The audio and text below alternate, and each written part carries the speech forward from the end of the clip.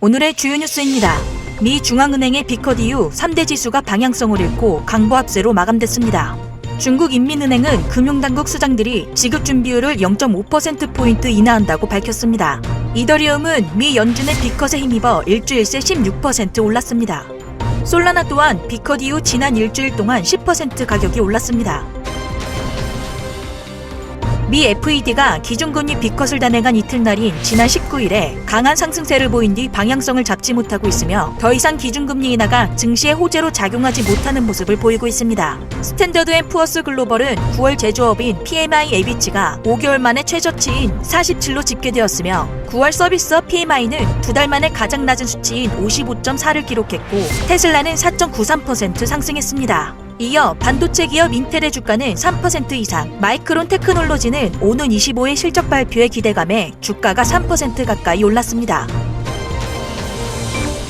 판궁성 중국인민은행장은 24일 오전 국무원 신문판공실 주최로 열린 금융당국 합동 기자회견에서 조만간 지지율을 0.5%포인트 낮춰 금융시장의 장기 유동성 1조 위안, 약 189조 4천억 원을 제공할 것이라고 전했습니다. 인민은행은 디플레이션 우려 속에 지난 2022년 4월과 12월, 작년 3월과 9월에 지준율을 0.25%포인트씩 각각 낮췄고 올해 춘제 연휴를 앞둔 2월 5일에는 0.5포인트 인하한 것으로 확인됐습니다. 이어 연이은 지준율 인하로 현재 중국 금융권의 가중 평균 지준율은 약 6.9% 수준이며 올해 5% 안팎의 성장률 목표를 설정한 중국은 금리 인하 등 다양한 부양책을 꺼내들고 있는 상태입니다.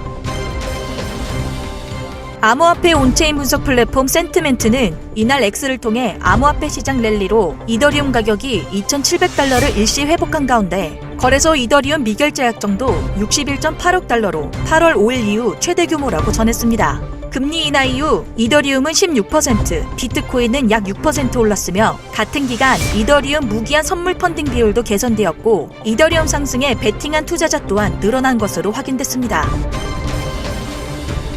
암호화폐 전문 매체 코인텔레그래프는 솔라나는 현재 20일 이동평균선 근처에서 지지선을 찾고 있으며 가격이 반등해 152달러 저항선을 돌파할 경우 164달러까지 상승할 가능성이 있다고 전했으며 반대로 20일 이동평균선 아래로 하락 시 116달러에서 164달러 사이로 변동할 가능성이 있다고 전망했습니다.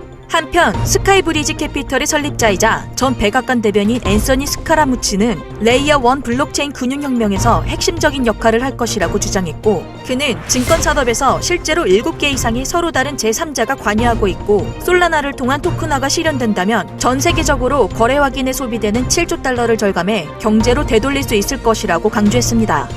저희 크립토 시그널에서는 혼란한 크립토 시장을 보다 쉽게 접할 수 있도록 코인 매매법 교육 전자책과 종이책을 발간했으며 더보기란 링크를 통해 선착순으로 증정하오니 여러분들의 많은 참여 부탁드리겠습니다. 지금까지 크립토 시그널이었습니다.